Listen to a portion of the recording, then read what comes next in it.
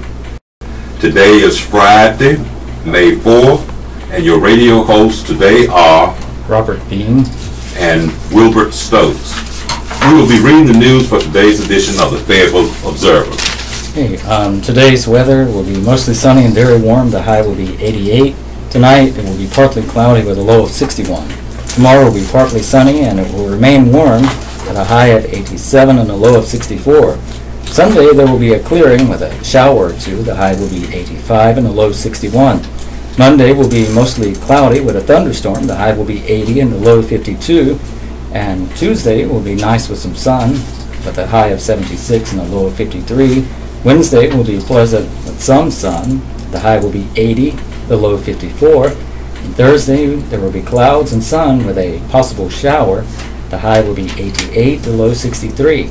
Sunrise today was at 6:22 a.m. Sunset tonight is at 8:03 p.m. Moonrise today was at 12:21 a.m. Moonset today will be at 10:39 a.m. Sunrise Saturday will be at 6:21 a.m. and sunset Saturday will be at 8:04 p.m. Last moon is May 7th, the new moon May 15th, first moon May 21st, and full moon May 29th, and an announcement of the Gatesford Golf and Country Club's 8th annual for the blind and visually impaired golf tournament fundraiser. We read radio.org. We read news and info through radio receivers to the blind and visually impaired. The tournament will be Saturday, May 12th. That's next Saturday, 2018. It's $250 per team or $65 per player. Lunch and dinner will be provided. Free beverage carts are also provided, a $400 value for everything that is included. 11 o'clock is the registration, located in the Riddle Room. Tee-off will be at 12 for the four-man teams. 4 will be the dining hour with hamburgers, hot dogs, and a pasta bar. Panera Bread box lunch will be provided, and there will be a $500 cash prize. First place for the team that is overall, second place Gatesford golf certificate, and there will be a new Chevrolet car available to be won for the first hole-in-one at a designated hole. There's a special ladies division. There will be ladies and men's closest to the pin and long drive prizes as well. And that's next Saturday, May 12th, 2018, the Gatesford Golf and Country Club annual fundraiser. Today in history. Today is Friday, May 4th, 124th day of 2018. There are 241 days left in the year. Today's highlights. On May 4th, 1968, the Oroville Dam in Northern California was dedicated by Governor Ronald Reagan. The 770-foot tall earth-filled structure, a pet project of Reagan's predecessor, Pat Brown, remains the tallest dam in the United States, but was also the scene of a near disaster in February 2017 when 2 spillways collapsed, threatening for a time to flood parts of 3 counties in the Sierra Nevada foothills. In 1626, Dutch explorer Peter Minuit landed on present-day Manhattan Island. In 1776, Rhode Island declared its freedom from England, 2 months before the Declaration of Independence was adopted. In 1886, at Haymarket Square in Chicago, a labor demonstration for an 8-hour workday turned into a deadly riot when a bomb exploded. In 1932, mobster Al Capone, convicted of income tax evasion, entered the federal penitentiary in Atlanta. Capone was later transferred to Alcatraz Island. Birthdays. Katherine Jackson, matriarch of the Jackson musical family, is 88. Jazz musician Ron Carter is 81. Rock musician Dick Dale is 81. Pop singer Peggy Santelia Davidson from the Angels is 74.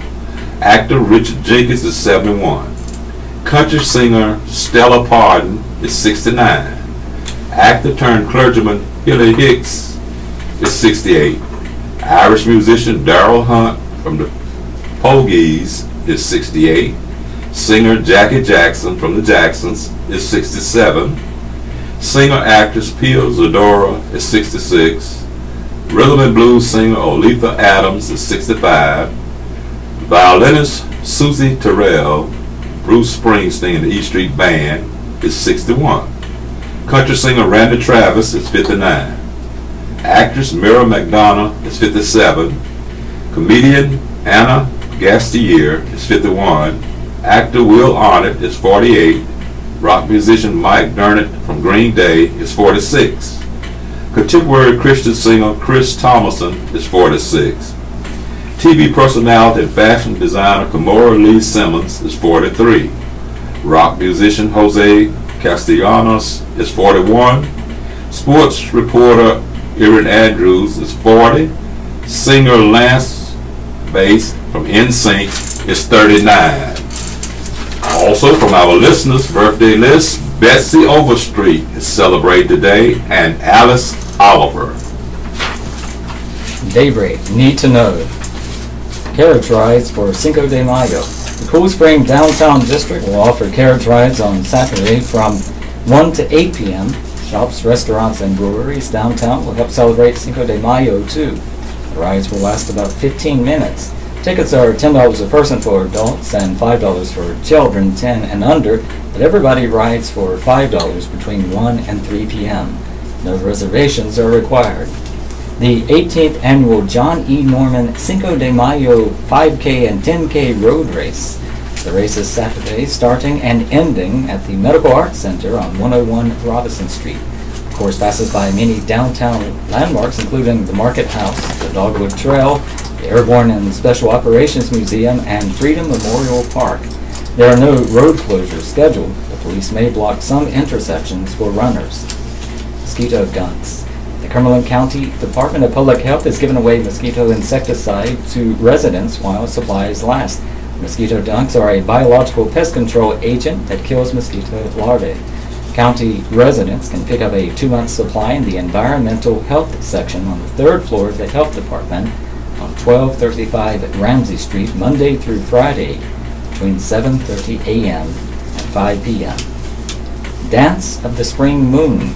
The 2018 Lumbee Powwow is this weekend at the Lumbee Tribe Cultural Center on 638 Terry Sanford Road in Maxton. It will feature tribal dancing, living history, storytelling, food, crafts, and vendors. Grand entries are scheduled today at 7 p.m., Saturday at noon and 7 p.m., and Sunday at 1 p.m.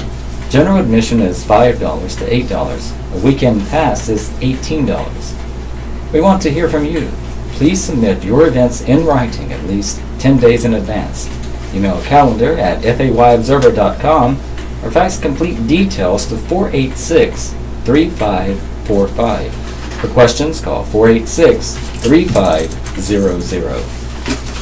The Live Wire Observer staff entitled "Take Their Ideas Seriously No Matter How They're Dressed." Question: watching the CMA Awards, I noticed the ladies who say they support #MeToo and the one who's saying "if it's meant to be" are all dressed very provocatively with cleavage all hanging out, and the ones who came out hanging on to the football player.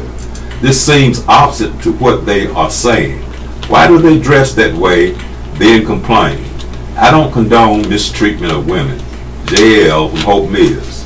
Answer: Livewire sent your question to the women's studies experts at Methodist University. Patrick W. O'Neill, coordinator for the Women's Studies program, said the #MeToo movement has done a lot to change the way people think and talk about sexual harassment and sexual assault. Here's his insight. One of the most important things Me Too has done is show how sexual assault allows powerful men to reduce women to their bodies and nothing else. Their ideas, their intelligence, their business acumen all go out the window, as men focus only on their sexual attractiveness. What's great about Me Too is that it does the same thing a democracy is supposed to do. Encourage people to listen to the best idea, no matter the background, social position, or appearance of the person. Forcing it, slut shaming, dismissing someone because of their looks or their sexual history does the opposite of that.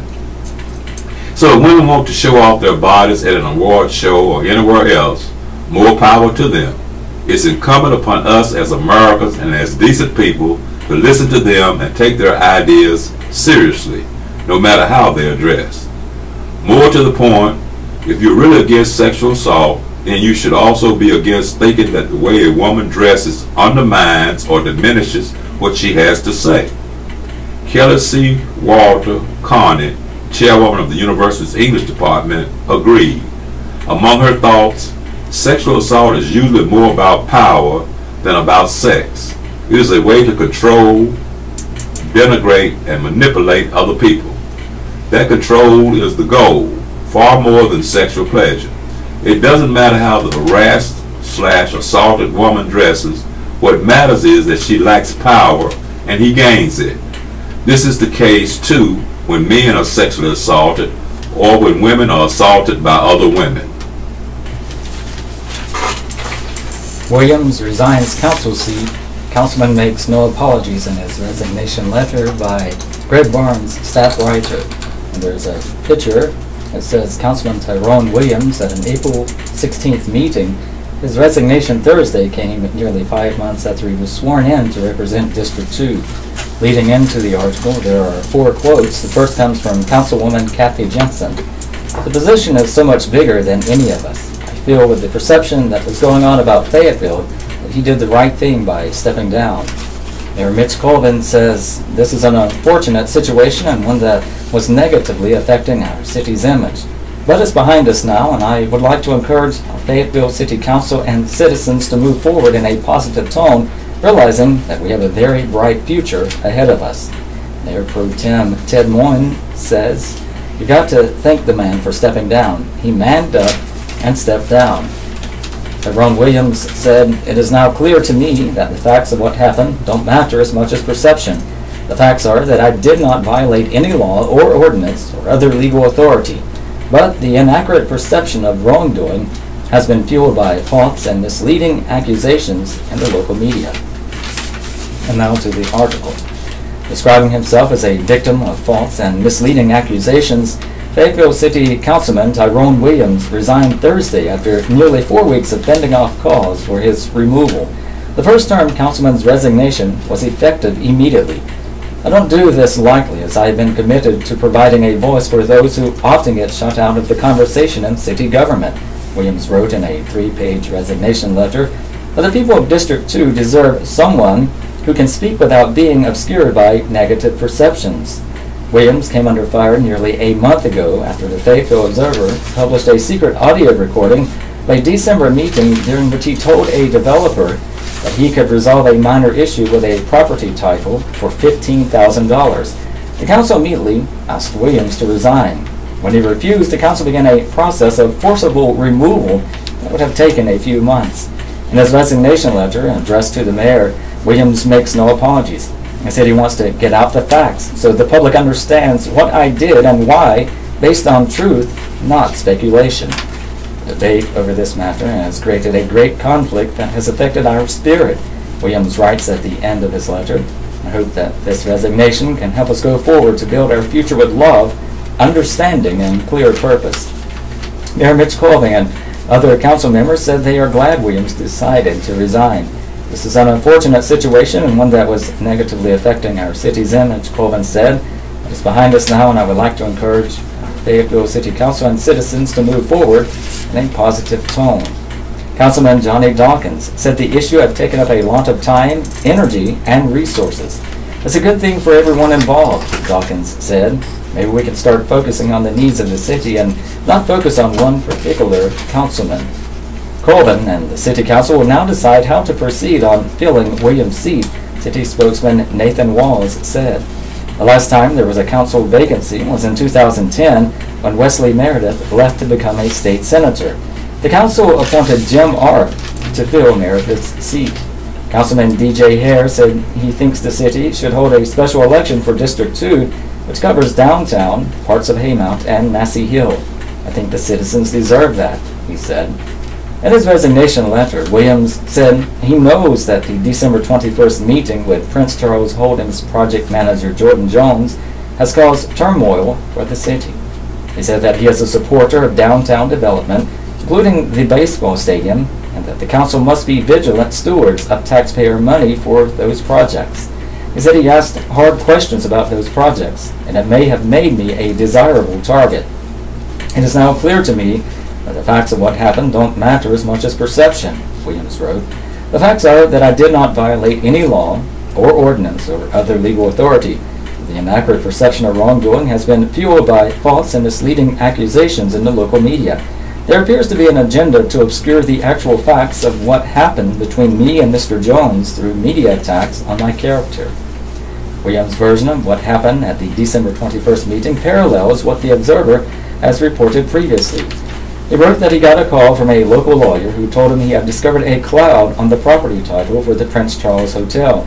Williams had been financially involved with the hotel under its previous owner, John Chen, years earlier. Later that day, Williams said he met with marketing businessman T.J. Jenkins about another matter and mentioned the issue with the Prince Charles title. Jenkins recommended meeting with Jones, whose Prince Charles Holdings Group is investing $65 million to renovate the former hotel and build new development around the future baseball stadium on Hay Street. During the December 21st meeting, Williams tells Jones about how he invested $100,000 with Chen and how he helped him get the hotel up and running about a decade ago. He says he and Chen parted ways and he was never repaid. Bankruptcy records show Chen did repay Williams. Williams then tells Jones that he is concerned that the new owners could have problems if the title was not clear. I don't know if there's any kind of way I can make it a smooth transition for you and what you're trying to do, because I want the project to go and I don't want there to be no hiccups down the road, Williams tells Jones, according to the audio recording. I just want to be able to, I don't know, just everybody be happy. I don't know what makes me happy. I don't know what makes you happy, but I just want this project to go. Jones asked Williams if he had a figure in mind for resolving the issue. I don't know, Williams responds. I think I did about $15,000 worth of work on the project, just trying to put my effort into it. I had $100,000 written off, I believe, but I think I would just sign off for like $15,000. I'd be done. I'd be over with. I'd be completely done. Williams and Jenkins are heard on the audio telling Jones they want to keep the whole matter private. Want to make sure you two was here so we can make sure we do this as quiet as possible. Jenkins is heard telling Jones, no public image, no public knowledge. So that way, you line up for scrutiny when you start doing that. Williams points out in his resignation letter that he wanted the deal to go through lawyers. I told him, Jones, that he should run it through the attorneys for both of us, Williams wrote, saying he knew any removal of a title defect would require legal documentation. As such, I expected that any agreement would be publicly known and would have to comply with the law, he wrote. Williams said he did not hear from Jones until February 13th. That's when Jones called and told him, I have $15,000 in cash in a briefcase, Williams wrote. The next day, Williams said he sent Jones a letter advising him to send a formal settlement proposal, which he said would be reviewed by his lawyers and the city attorney. Williams attached that one-paragraph document to his resignation letter. Williams said he didn't hear anything more until March 16th, when he was asked to meet with City Attorney Karen McDonald and Mark Calloway, the white-collar criminal defense lawyer whom McDonald had hired to investigate the matter. During that meeting, Williams wrote, he learned that he may have a conflict of interest and later recused himself from voting on matters pertaining to Prince Charles Holdings. After retaining lawyer Chris Papa in early April, Williams wrote, he learned that any unpaid interest or compensation in his previous dealings with the Prince Charles Hotel had been extinguished by a bankruptcy court, and that there was no conflict of interest on voting on related matters. He then withdrew his recusal. Soon after the December 21st meeting, Jones has said he gave his audio recording to law enforcement. That led to the FBI starting an investigation. On April 9th, 3 days after the Observer published the audio, Jones revealed during a city council meeting that the February 13th call he made to Williams about paying him $15,000 was made under the sole authorization and supervision of the FBI. Jones contends that he taped the December meeting because he had become suspicious about the intentions of Williams and Jenkins. Jones said his investment group had bought the Prince Charles property with cash and had checked for issues with the title at that time. Shortly after hearing the tape, the City Council voted 9-0 to ask for Williams' resignation. The Council also engaged the City's Ethics Commission to examine Williams' dealings with Prince Charles Holdings. It remains unclear whether the FBI continues to investigate Williams. Williams has had other troubles that have come to light since he was elected in November. He has repeatedly been accused of failing to pay child support, and properties he owns in Fayetteville have been cited for code violations.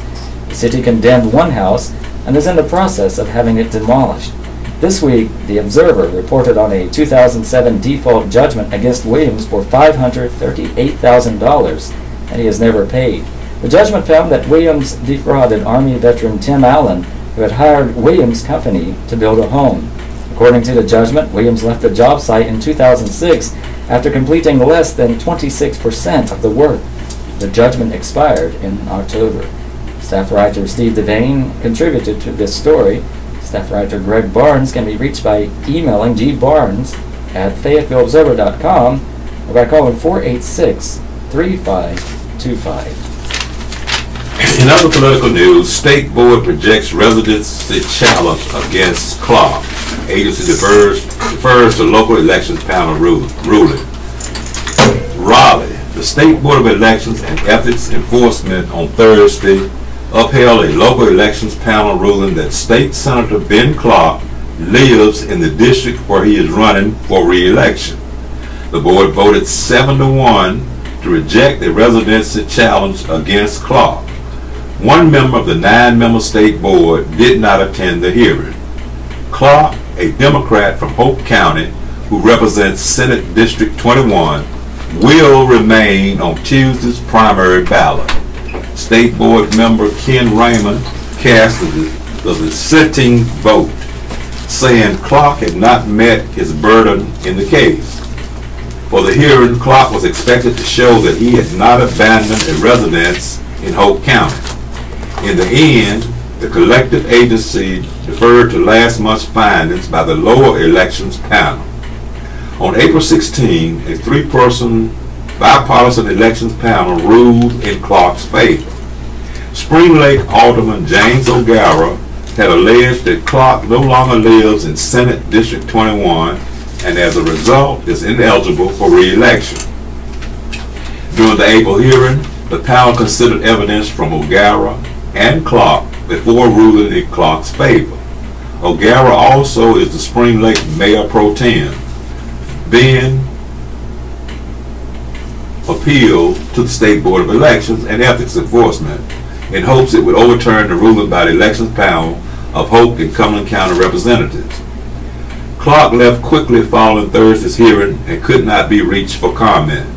O'Gara said he was a little upset over the decision because he felt we provided the evidence. O'Gara is a supporter of Clark's opponent in the primary, Naveed Aziz, who lost to Clark in the 2016 election and is running again for the Democratic nomination. The residency challenge has surfaced as another heated issue in a bitter race between the two. Clark is a 3-term incumbent. The winner will face Republican Timothy Lever of Fayetteville in November. O'Gara initially filed a complaint with the Hope County Board of Elections alleging that Clark has moved out of the district to a house in Vander, east of Fayetteville. On Thursday, Raleigh lawyer John Wallace represented Clark. John Austin, another Raleigh lawyer, served as legal counsel for O'Gara. Some members of the state board expressed that they had issues with Clark's credibility, but board members noted constraints the law places on them as an appeals body that limits their ability to make new judgments on Clark's credibility. Clark has maintained that he moved into his family's house in eastern Hope County in 2002, and that house remains his primary residence. He and his wife own a second property in Vander in Cumberland County. That home was purchased last year.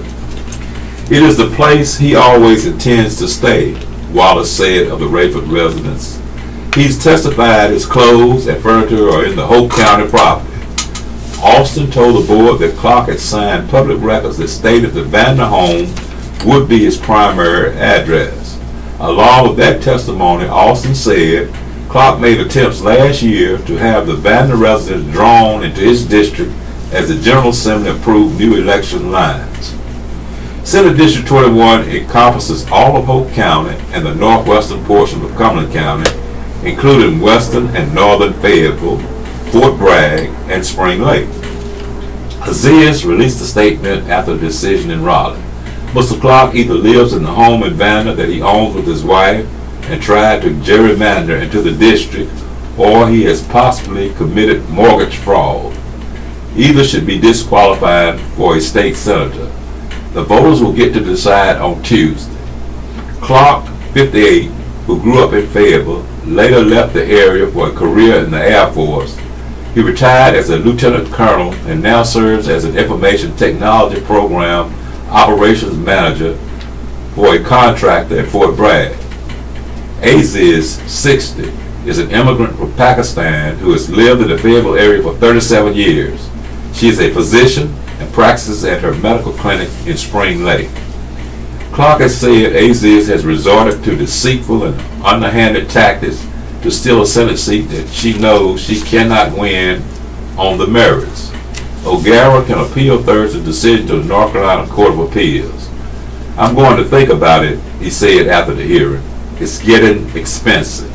Staff writer Michael Fuchs can be reached at mfuchs@fayettevilleobserver.com or 486-32-3529. 3 compete in State House District 43 race. Incumbent Elmer Floyd faces 2 political newcomers in Democratic primary at Roger Marlin, staff writer. Longtime State Representative Elmer Floyd faces 2 challengers in Tuesday's Democratic primary in the North Carolina House District 43 race. Opposing Floyd, who has held office since 2008, are Army veteran and retired teacher Teresa Gell and Fayetteville State University senior Prince Christian. The district includes parts of Fayetteville, Hope Mills, Eastover, and Vander. It includes the areas of Carver's Creek, Cedar Creek, Cross Creek, Pierce's Mill, Rockfish, and 71st. The winner of the Democratic primary will face Republican John Chakowski in November. Floyd, 75, is a veteran who is retired from the City of Fayetteville's Human Relations Department. He has served with organizations including the Wilmington Road Improvement Group, Fayetteville Urban Ministry, and the Fayetteville branch of the National Association for the Advancement of Colored People. Floyd cited the issue of Gen X as a priority if he is re-elected. The potentially cancer-causing chemical produced at a Chemours plant in Bladen County near the Cumberland County line has been detected in the water and air in the area. I will continue to work to help the North Carolina Department of Environmental Quality get fully funded to meet their challenges, Floyd said. I will also work with the North Carolina Science Advisory Board and the North Carolina Department of Health and Human Services to meet their needs. In his time in the legislature, Floyd said he is proud of his efforts to streamline the collection of data on police departments' use of deadly force, updating handicapped parking requirements, helping secure $5.5 million for a Fayetteville State University and City of Fayetteville sports complex, and adding a Cumberland County District Court judge. Gell, 68, is a member of the Southern Poverty Law Center, Disabled American Veterans, NAACP, and other organizations. For Gell, the top issues are Medicaid expansion and voters' rights. She called it unthinkable and inhumane to allow people who would otherwise qualify for Medicaid to go without medical care. Gell decided what she called laws designed to prevent some people from voting. She also said that as a retired teacher, she is passionate about education. I want to try to explore why we have an achievement gap in the public school system, Gell said.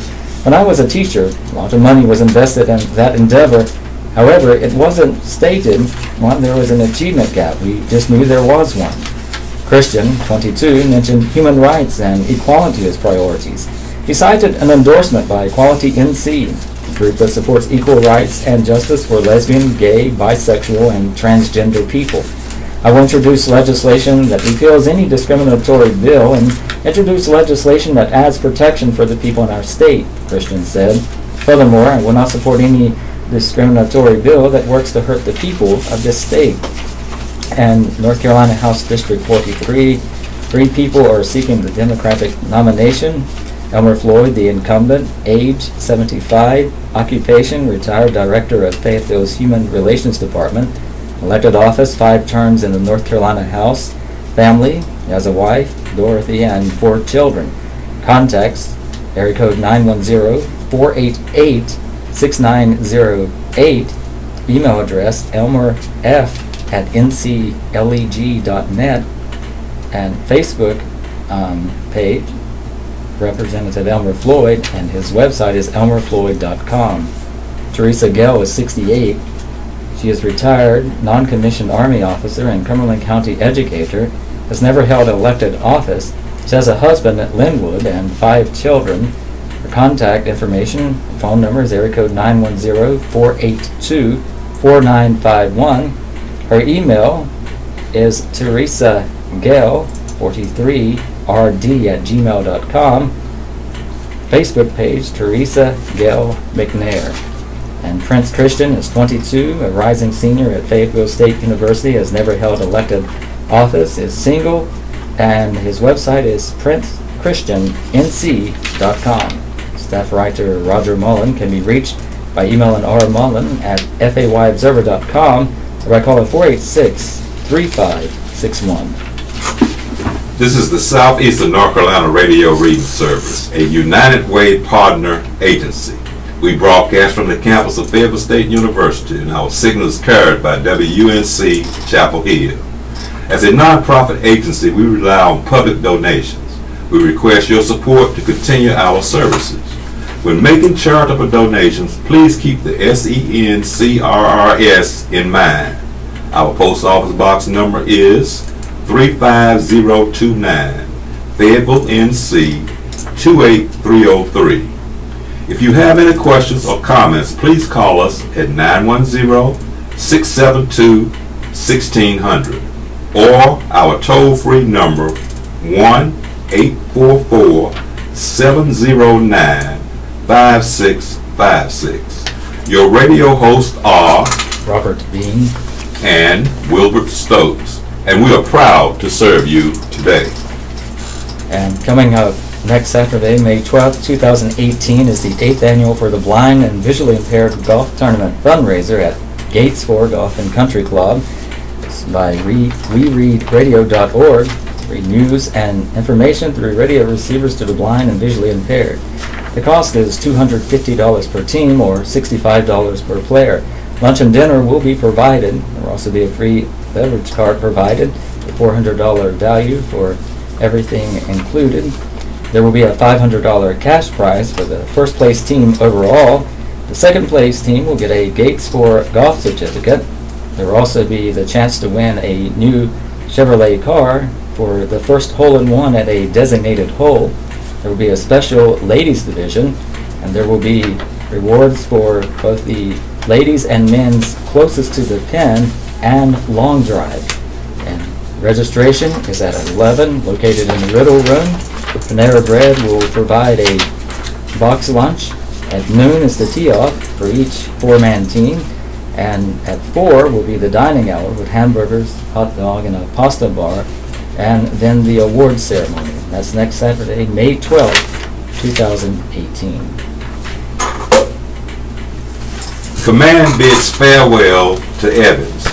Colonel Alan Pepin is expected to be the new commandant of Army Special Operations Aviation Command, by Drew Brooks, military editor. Brigadier General John R. Evans Jr.'s last day at the helm of U.S. Army Special Operations Aviation Command was Thursday, but observers will have to wait many more years to grasp the full impact Evans had on the organization and Special Operations Aviation as a whole. Since the command was activated in 2012, its chief concerns have been on organizing, managing, training, resourcing, and equipping the nation's Special Operations Aviation enterprise. That mission allows the 160th Special Operations Aviation Regiment, the largest subordinate unit within the command, to focus on ongoing operations that span every combatant command. They are focused, down, and in the fight, Evans said weeks before leaving command. The 160th has to be, he added, because its soldiers have been in high demand since the start of the wars in Afghanistan and Iraq. The one-star command was created, Evans said, to free the 160th to focus on those missions and others across the globe. We've got to be the headquarters that looks up, he said. It's a little bit like trying to read a crystal ball. While Special Operations aviators remain engaged around the world, Evans said U.S. Army Special Operations Aviation Command is charged with steering programs, fostering new ideas to improve capabilities, and ensuring its aviators maintain a competitive advantage against all potential adversaries. To do that, the command has had to do what few other commands in history have been able to do: look ahead. We have always fought the last war. We tend to think and look backwards, Evans said. U.S. Army Special Operations Aviation Command breaks that mold, he said, by pushing innovation, leveraging developing technologies, and investing in the future of the Army's most elite aviators. While Evans has been in command, the headquarters worked to improve upon aging aircraft, grown its unnamed aerial systems force with the addition of a second Gray Eagle company, and participated in the Army's efforts to field a new fleet of vertical lift aircraft. But the command's most important efforts have to do with its people. Evans said the command has been focused on recruiting, assessing, and training the right talent through a rigorous assessment program aimed at finding soldiers who are strong physically and mentally, with stable family lives that can withstand the difficult missions they will be asked to perform. In that equation, character is the most important aspect of a soldier, he said. All of the skills can be taught. It really is about people, Evans said. We have great people. We insist on that. After 2 years in command, Evans praised the soldiers who have worked under him. Importance is not defined by proximity to target, he said.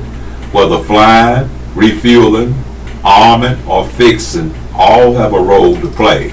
All are important. That's the secret to any success the command might enjoy, Evans added. I own my own failures, but our success belongs to them, he said. It was a privilege to come to work every day. Evans said he did not come to U.S. Army Special Operations Aviation Command looking to be an agent of change.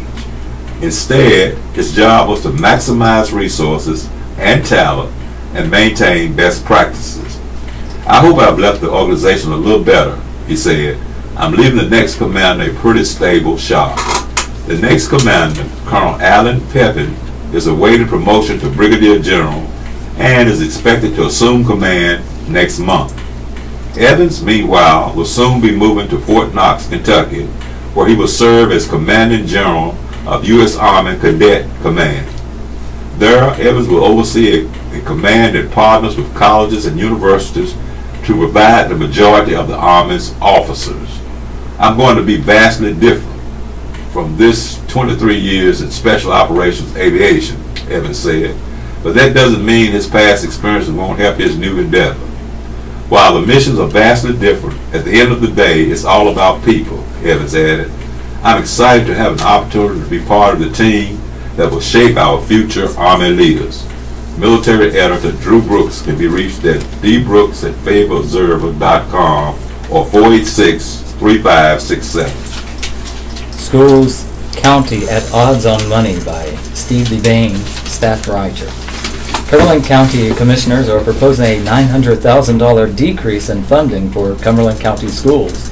Commissioners say the proposed funding is $3.42 million more than the school system would have received this year if the system would not have been held harmless to a decline in property values after last year's revaluation. Carrie Sutton, chairwoman of the school board, said she was hoping that the funding would at least stay at its current level. She said she doesn't understand why commissioners would propose a decrease. That will be a conversation we'll have to have as a board, she said. I don't want anything less than what we've been receiving from the county. The Commissioners' Finance Committee voted Thursday to propose giving the school system $79.46 million for the fiscal year that begins July 1st.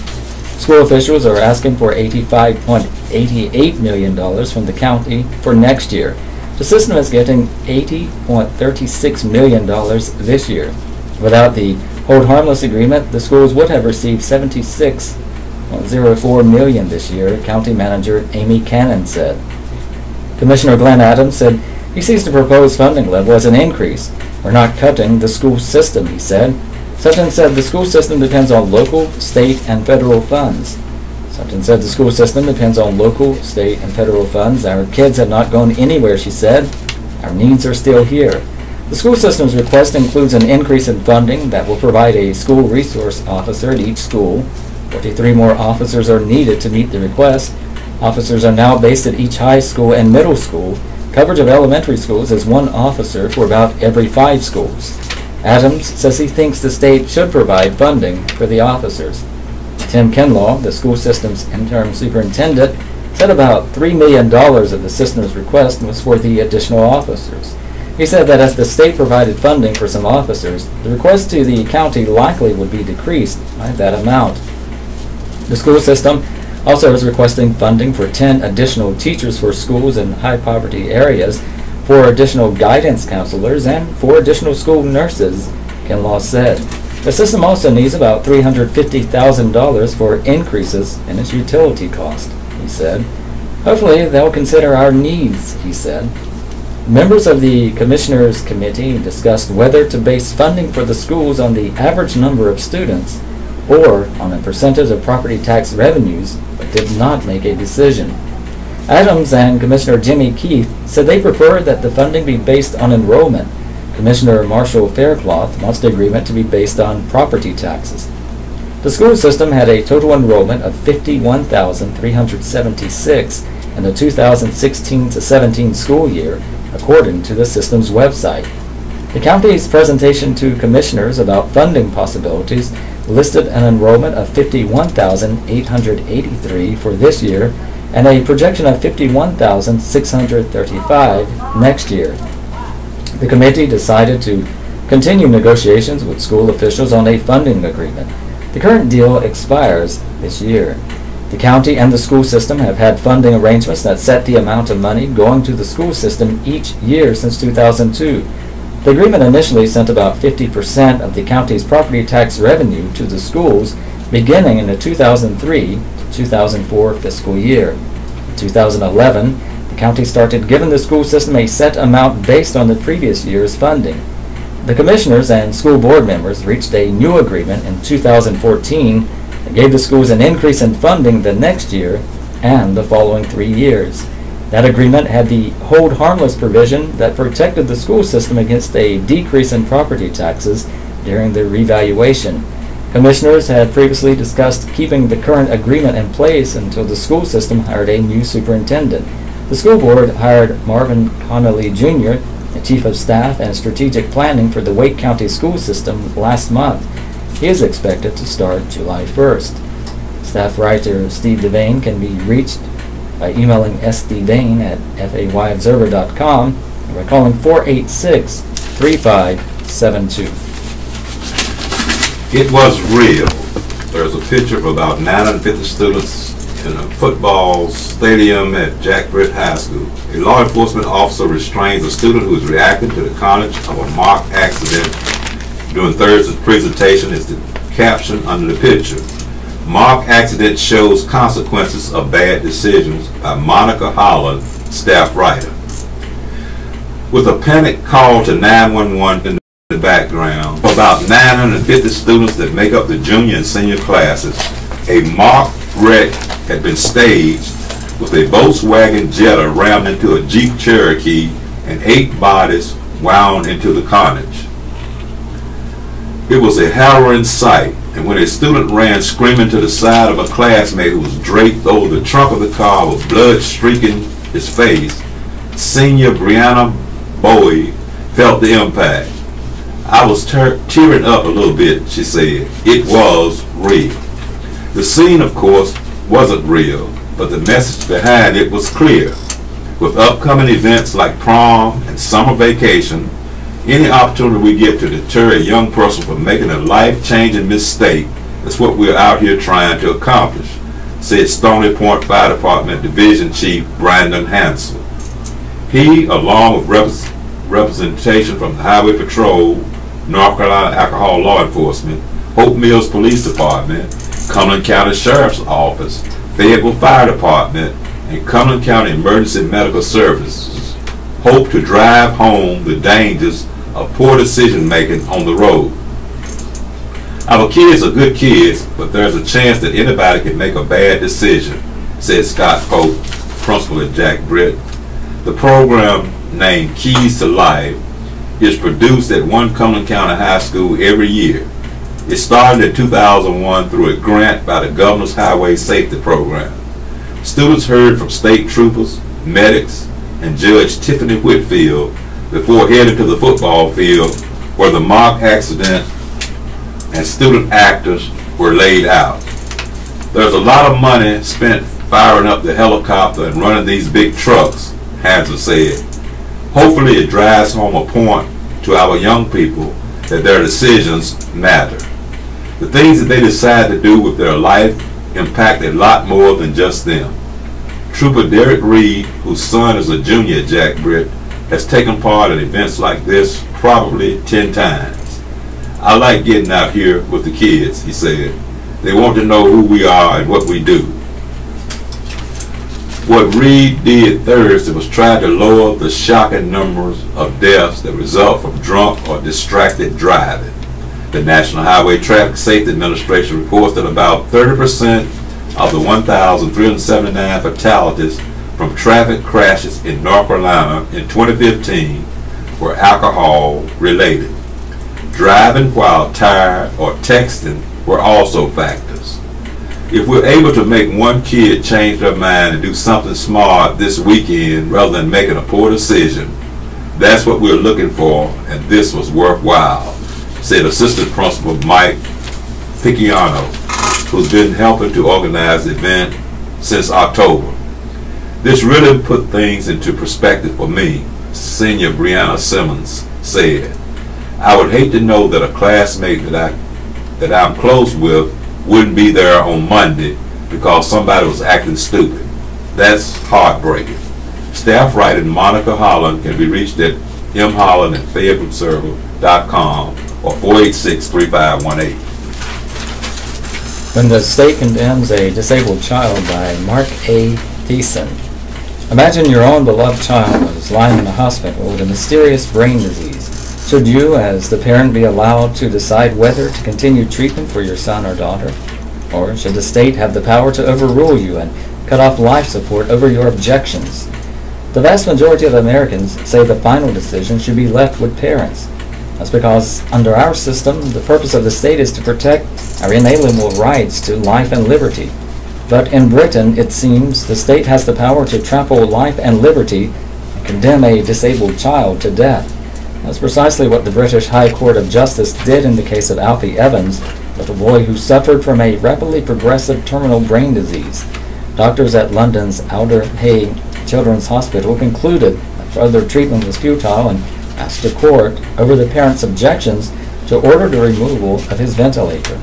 Alfie's parents pleaded for permission to transfer him to Bambino Gesù Pediatric Hospital in Rome, where doctors had agreed to take over his treatment at no cost. Pope Francis had arranged free medical transport, and the Italian government had granted Alfie citizenship to facilitate his transfer. A hospital in Munich had also offered to relieve British doctors of the burden of caring for Alfie. But the court ruled that it was in Alfie's best interest to die. Doctors had told the court he might be able to muster just a handful of breaths and survive just a few minutes if ventilation were completely stopped. In fact, he kept fighting to live for 5 full days without life support. A phalanx of police officers was posted outside his hospital, holding the child hostage in order to ensure that his mom and dad did not try to take him away when the death sentence was carried out. This is quite simply tyrannical. It is one thing for a judge to decide that British taxpayers should not have to bear the cost of what doctors and its National Health Service have concluded is futile treatment. In their single-payer system, resources are limited and care is rationed, which is why we don't want socialized medicine here in America. But where does a British court get the right to deny the child life-extending treatment abroad when someone else is willing to pay for it? Who gave the British state the right to determine what kind of life is worth living and for how long? Diabolically, High Court Justice Anthony Hayden actually cited the Pope in justifying his decision to end Alfie's life, quoting out of context a speech Francis gave in which he warned against the temptation to insist on treatments that have powerful effects on the body, yet at times do not serve the integral good of the person. But Francis also declared in that speech that decisions about whether to continue treatment should be made by the patient. Nowhere did he say such decisions should be made by the state.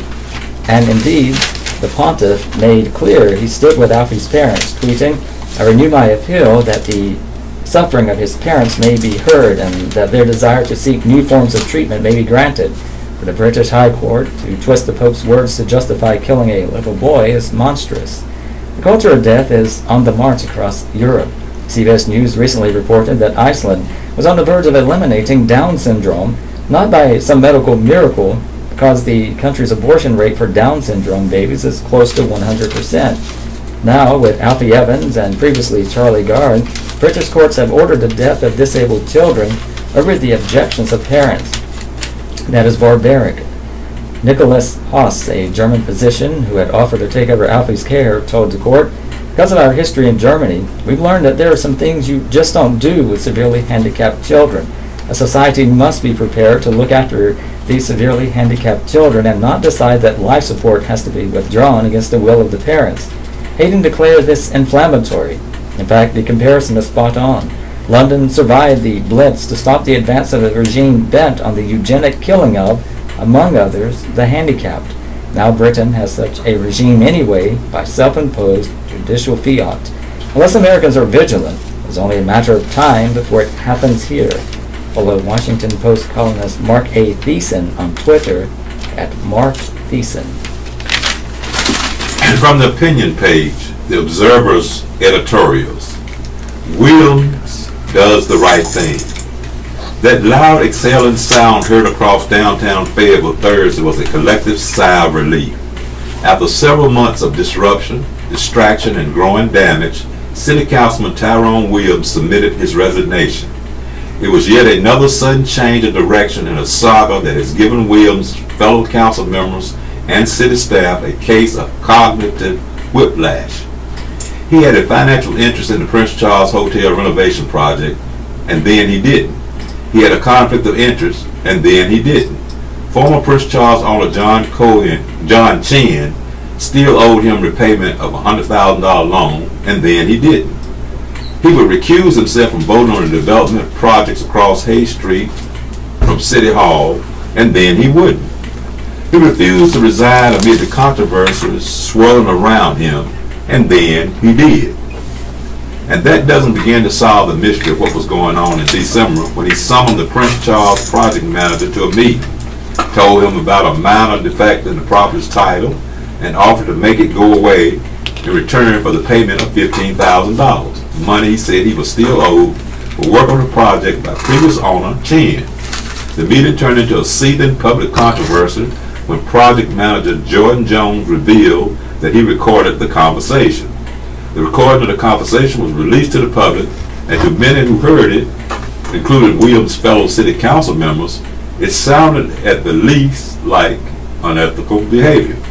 The council unanimously asked Williams to resign, and when he refused, the council began a rarely used a-motion procedure to remove him from office.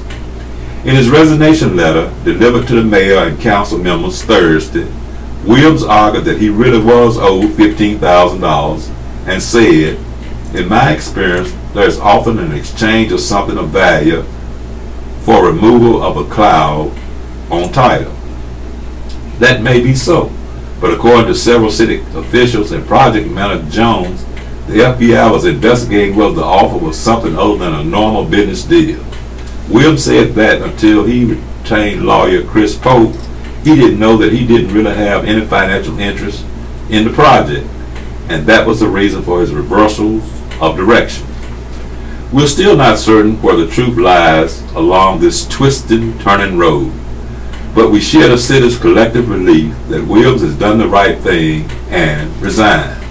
By stepping out of public life, he has done what's right for the city and for the more than $100 million in projects on Hay Street that includes a minor league baseball stadium, the Prince Charles renovation into apartments, and the construction of a parking deck, hotel, and office building. It is the most extensive and expensive set of downtown projects this city has seen, and likely the catalyst for further growth and economic development. The Williams controversy could have undermined that progress and cast the city back into the negative light it has fought long and hard to dispel. In his resignation letter, Williams wrote that it is now clear to me that the facts of what happened don't matter as much as perception. He insisted that he didn't violate any law. Perhaps that's the naivety of a political newcomer, but in politics, perception is everything. The people who heard the recording and knew that the FBI was investigating concluded that something was very wrong here. That created a cancer that could have been deadly, even if Williams is exonerated of any wrongdoing.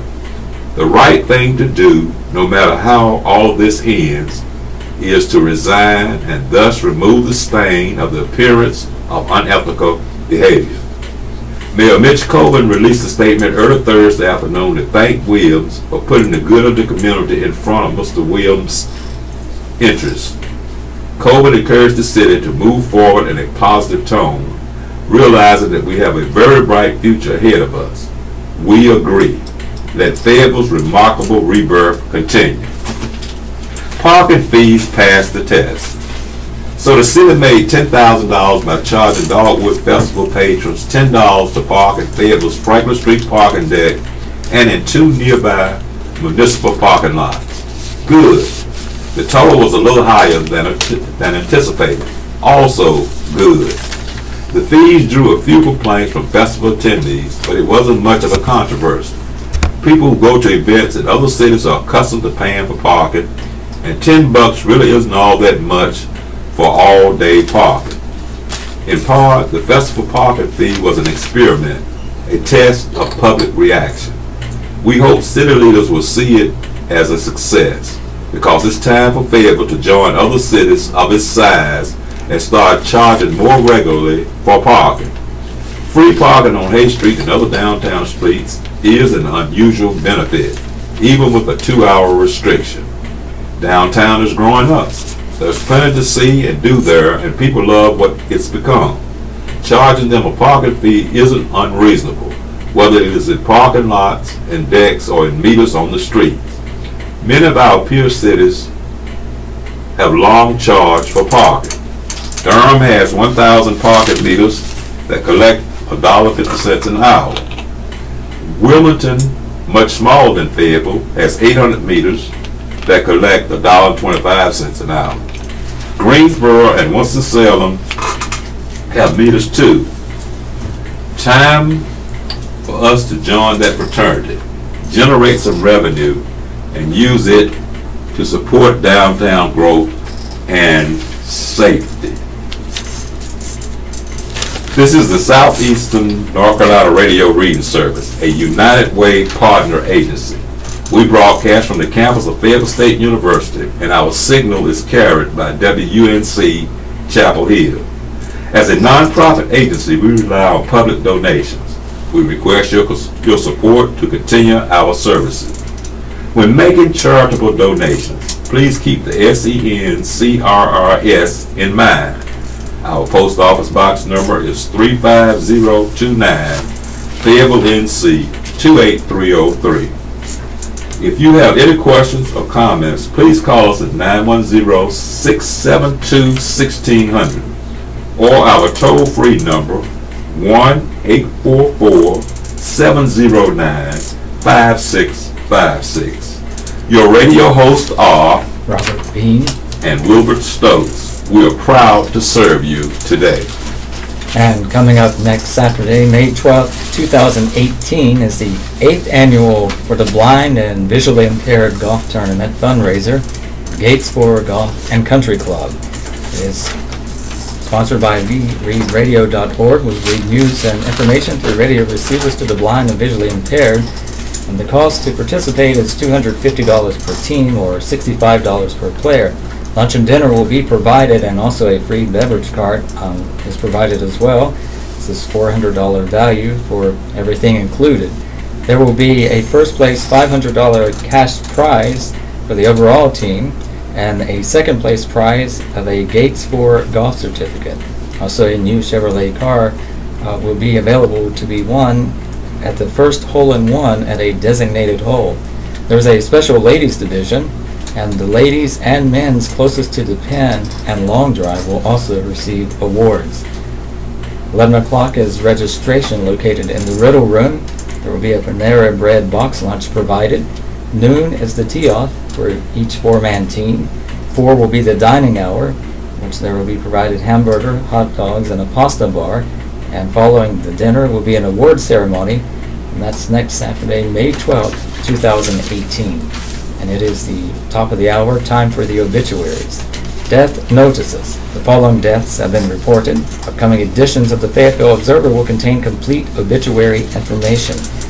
In Cumberland County, Kyong H. Davis, 63 of Fayetteville, Jernigan Warren Funeral Home. Mildred Harrington, 70 of Rockingham, Nelson Funeral Home of Rockingham. Heidelman Abraham Morales, Batata, 52 of Fayetteville, Jernigan Ward Funeral Home. James Clifton Lewis, 61 of Fayetteville, Fayetteville Cremation Services. Amanda Denise Rollins, 36 of Fayetteville, Wiseman Mortuary. In the Cape Fear region, Harold T. Townsend, 85 of Lumberton, Floyd Mortuary and Crematory in Lumberton. Beatrice M. Smith, 96 of Cary, formerly of Harnett County, Dafford Funeral Home, Angier. Carrie D. Johnson McCrae, 66 of Red Springs, Ellie Floyd Funeral Home and Cremations. Maxine Newell, 75 of Whiteville, Peacock Funeral Home and Crematory. Mary Buffkin, 84 of Whiteville, Peacock Funeral Home and Crematory. In Cumberland County, Master Sergeant Turner Brashears Rusty Turnbull III, retired, passed away. He was born on September 23rd, 1945 in Oklahoma. Rusty's wishes are being honored, and he will be laid to rest on May 5th, 2018 in the Pawnee Indian Cemetery in the Pawnee Nation of Oklahoma. An online guest book is available on the www.otitefuneralhome.com website. In lieu of flowers, donations to the Special Operations Warrior Foundation would be appreciated. And Rusty passed away on April 29th, 2018 in Cape Fear Valley Hospital following an illness. Annie Balcom Mears, 95 of Fayetteville, died Friday, April 27, 2018. The funeral will be held this Saturday at 1 p.m. at Mount Olive Free Will Baptist Church in Wade. The viewing will be at the funeral home Friday from 5 p.m. to 7 p.m. and the burial will be at Rockfish Memorial Park. Services entrusted to Herring Funeral Care and Cremations. Danny Michael Bailey, 46 of Hope Mills, passed away on Tuesday, May 1st, 2018. Memorial services will be held at 2 p.m. on Saturday, May 5th, 2018 at Pinecrest Funeral and Cremation Service on 4721 Dunrobin Drive in Hope Mills. Family visitation will be held immediately following the memorial service. In lieu of flowers, donations can be made to Fayetteville Animal Protection Society, 3927 Bragg Boulevard, Fayetteville, North Carolina, 28303. Stevenson Devane Roundtree, 62 of Fayetteville, died Tuesday, May 1st, 2018. Funeral will be held Saturday at 1 p.m. at Wiseman Mortuary Chapel, and the viewing will be at the funeral home Saturday from 10 a.m. to 1 p.m. Services entrusted to Wiseman Mortuary. Dorothy L. Smith, 89 of 1413 Rome Street in Fayetteville, died Monday, April 30th, 2018. The funeral will be held Saturday at 3 p.m. at Refuge Community Church, and the viewing will be at the church Saturday from 2 p.m. to 3 p.m. The burial will be at the church cemetery. Services entrusted to Herring Funeral Care and Cremations. Quentin Cy Stevens, 28 of Fayetteville, died Monday, April 30th, 2018. A memorial will be held this Saturday at 11 a.m. at Wiseman Mortuary Chapel. Services entrusted to Wiseman Mortuary. Donald Cole, 62 of Fayetteville, died Friday, April 27th, 2018. The funeral will be held Saturday at 11 a.m. at Unity Chapel at Cliffdale. The visitation will be at Unity Chapel at Cliffdale Saturday from 10 a.m. to 11 a.m. The burial will be at Northside Cemetery. Professional services entrusted to Northside Cemetery. Donald J. Williams, 89 of Eastover, died Tuesday, May 1st, 2018. Mr. Williams was owner and operator of Williams Construction and a member of the Creasy Proctor Masonic Lodge. Graveside service will be held on Friday, May 4th, 2018 at 4 p.m. at Salem United Methodist Church Cemetery. Arrangements by Jernigan Warren Funeral Home. In other obituaries from the region and elsewhere, David Reed McCrae, Wagram. David Reed McCrae, 95, died Wednesday, May 2nd, 2018 at Scott Memorial Hospital. Visitation will be 5 to 7 p.m. Sunday, May 6, 2018 at McDougal Funeral Home and Crematorium in Laurinburg. Funeral service will be 2 o'clock p.m. Monday, May 7, 2018 at Montpelier Presbyterian Church, officiated by Reverend John Baker, followed by a burial at Hillside Memorial Park. Beatrice Chambers Mason, Laurinburg. Mrs. Beatrice Chambers Mason, 93 of Laurinburg, died Tuesday, May 1st, 2018. Funeral was Sunday, 2 p.m., Matthew Chapel AME Zion Church. Burial at Reedy Creek Church Cemetery in Morris. Geraldine McCardale Johnson, Godwin. Geraldine McCardale Johnson, 87 of Godwin, died Wednesday, May 2nd, 2018. Funeral was Saturday at 3 p.m. at Baptist Chapel Church, 228 Baptist Chapel Road, Otterville, North Carolina, 28318. Visitation Cromartie Miller Funeral Home, Friday 7 p.m. to 9 p.m. Burial will be at Baptist Chapel Church Cemetery, Cromartie Miller Funeral Home. Otto Martin Farr Jr., Raleigh. Dr. Otto Martin Farr Jr., former Deputy Secretary of the North Carolina Department of Juvenile Justice and Delinquency Prevention, passed away Friday, April 27, 2018.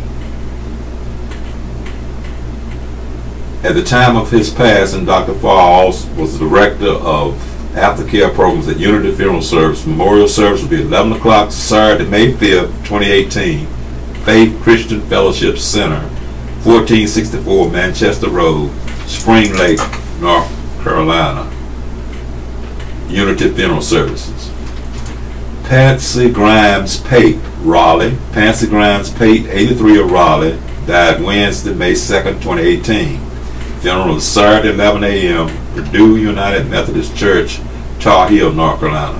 Visitation, Purdy, UMC Tar Heel, Saturday, 10 a.m. to 11 a.m. Burial, Church Cemetery, Bladen Gaskins Funeral Home.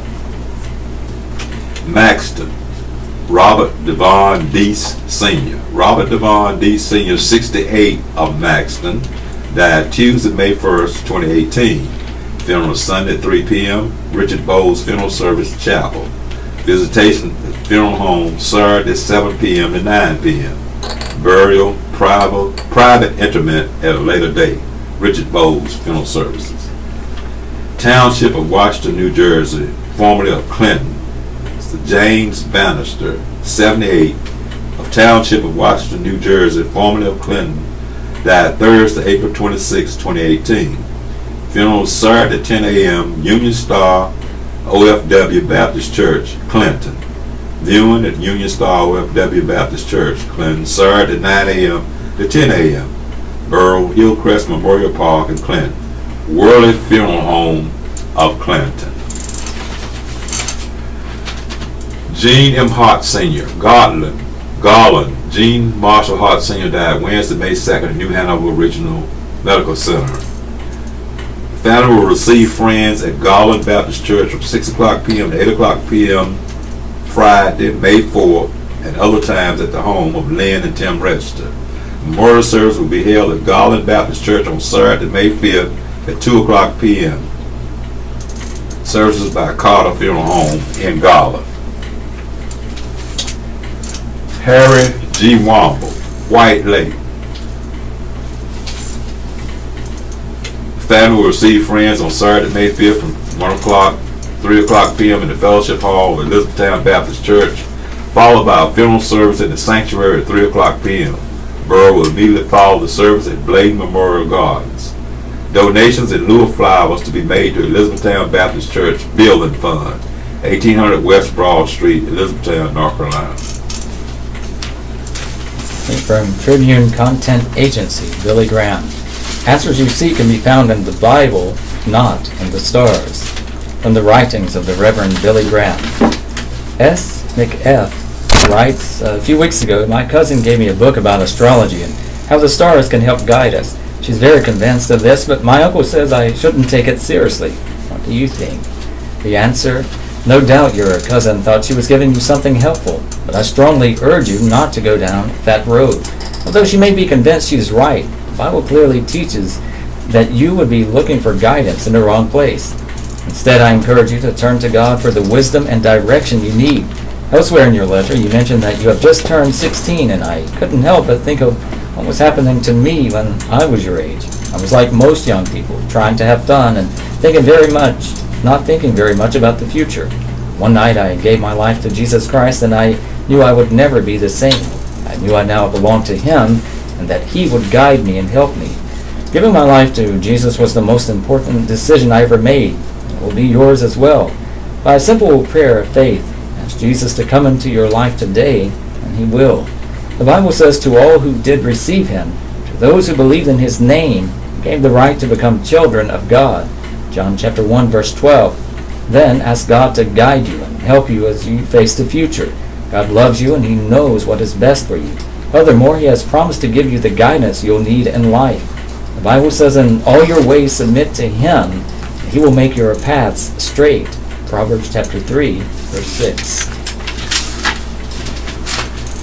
Dear Abby, husband's wardrobe too casual for wife's comfort. Dear Abby, when I met my husband, he dressed impeccably. Suits, sharp sports coats, monogram shirts, freshly pressed dress slacks, top-of-the-line leather shoes. Even when we went out with friends for a casual night or movie, he still dressed well in current fashionable clothing. I fell in love with a man who dressed beautifully. My father was known for his attire as well, which is perhaps why I like this successful look. Now that he's retired, his jeans always look dingy. They're not dirty, they just look like they are. His sneakers look worn. He just doesn't care about his appearance like he once did. When we go out together, I'm embarrassed. I love the man who used to care about his appearance, not this retired, sloppy-looking guy. If I complain, he tells me I'm being ridiculous. I don't expect him to look like he once did, office attire, but he should at least look current, crisp, and clean. Am I wrong to be embarrassed? Likes the old look. Dear Likes, I wish you had mentioned how long you and your husband have been married, because over the last 40 years, styles have changed. People of both sexes dress much more casually. Your husband may have dressed more informally years ago because there was a dress code at work and was expected with the crowd with whom you socialized or the places you went. At this point, he may feel that because he's retired, he has earned the right to dress comfortably. Yes, you are wrong to be embarrassed. What is important is how your husband feels about himself. How he presents himself as a reflection only on him, not you. You might suggest a shopping trip so the two of you can update those jeans and sneakers. But if he won't bite, you would be wise to let him off the hook. Readers can write to Dear Abby at dearabby.com or Post Office Box 69440, Los Angeles, California 90069. Horoscope. Taurus, April 20th through May 20th. It shouldn't surprise you all that much today when what you see is not quite what you get. Things have been suspicious for a while now. Gemini, May 21st through June 20th. You may be taken by surprise by someone who works behind the scenes. How you adjust to a certain change speaks to your overall expertise. Cancer, June 21st through July 22nd. You and a rival can come to a tentative agreement today, keeping things from spiraling out of control. Others appreciate your continued efforts. Leo, July 23rd through August 22nd. You may feel as though you have nothing left to give. When the chips are down, you'll be able to come through for someone who needs you. Virgo, August 23rd through September 22nd. The timing of an unexpected demand may not be in line with your overall plans. There are adjustments you can make to maximize efficiency. Libra, September 23rd through October 22nd. You may be expected to go somewhere you cannot get to or complete something you cannot do. It's certainly a good time to negotiate more actively. Scorpio, October 23rd through November 21st. Others are lacking. You can certainly pick up the slack. Many people are trying to emulate you, but no one equals your resolve. Sagittarius, November 22nd through December 21st. You may be unusually emotional today about an issue that usually leaves you cold, if it prompts any reaction at all. What's different? Capricorn, December 22nd through January 19th. A personal realization affects your productivity at the workplace today. You may have a surprise announcement to make toward day's end. Aquarius, January 20th through February 18th. Though a replacement may not equal a former partner's abilities, you can certainly forge a lasting bond and increase overall effectiveness. Pisces, February 19th through March 20th. You may not see the humor in a situation that someone close to you finds very funny indeed. Is it you or is something else at play? Aries, March 21st through April 19th. You are likely to be affected by issues surrounding official policies. You don't want to bring career tensions home with you. 2018 primary vote preview. Crowded field for congressional seats. Okay, there are pictures of the 9th congressional district race. The Democratic candidates are Christian Cano, age 51, occupation businessman, elected office none. His family is a partner, Andrew Ennis. Contact Cano for Congress.com or Facebook, Cano for Congress NC09. The other Democratic candidate is Dan McCready, age 34, occupation small business owner, elected office none, family, wife Laura, 4 children. Contact Dan McCready.com or Facebook Dan McCready. The Republican candidates Clarence W. Goins Jr., age 39, occupation banker, elected office none, family, wife Amber, 4 children. Contact VoteClarence.Goins.com or Facebook Vote Clarence Goins. Mark Harris, age 52, occupation pastor, elected office none, family, wife Beth, 3 children. Contact Mark Harris for Congress.com or Facebook at Pastor Mark Harris. Robert Pittenger is the incumbent. Age 69, occupation businessman, elected office 3 terms, U.S. House, 3 terms, North Carolina Senate. Family, wife Suzanne, 4 children. Contact RobertPettinger.com or Facebook Robert Pettinger. Crowded field of a congressional seat by Drew Brooks, the military editor. North Carolina 9th congressional district has been solid red since the 1960s, with Republicans holding firmly to the seat, even as the district boundaries have changed in recent years. This year, the district is drawing challengers not only from within the Republican Party, but also from a resurgent field of Democrats who believe they can flip the seat. Once considered a safe Republican seat in Congress, a Republican lawmaker has held the 9th congressional district since 1963. Political pundits are predicting a closer race this year. Instead of likely Republican, many national political observers have described the district as leaning Republican. The district boundaries were redrawn before the 2016 election. The 9th district includes parts of all of 8 counties, spanning from South Charlotte to East Bladen County, parts of Cumberland and Robeson counties are included. Republican Representative Robert Pittenger claimed the district by a hefty margin in 2016, defeating his Democratic challenger Christian Cano by more than 54,000 votes. It was a far wider margin of victory than what Pittenger claimed in the Republican primary that same year, when he eked out 134 more votes than Mark Harris. The field is crowded again this year, heading into Tuesday's primary, with Pittenger facing challenges by Harris and Clarence Goins on the Republican side. Cano and Dan McCready are seeking the Democratic nomination. Liberton candidate Jeff Scott is in the race but faces no primary opposition. Pittenger, 69, has brought several national leaders into the district, including Vice President Mike Pence and Secretary of Housing and Urban Development Ben Carson, in recent weeks to bolster his campaign. But he trails in fundraising behind political newcomer McCready, a 34-year-old former Marine turned solar power entrepreneur. The unusually competitive primary races have become personal at times. Pittenger and Harris, a 52-year-old Baptist minister, have traded attack ads and have accused each other of spreading misleading information. All three Republicans have postured over their support for President Donald Trump, presenting themselves as the right candidate to help the president drain the swamp of Washington. The race between Cano and a 51-year-old former hospital industry consultant and McCready hasn't been without its own drama.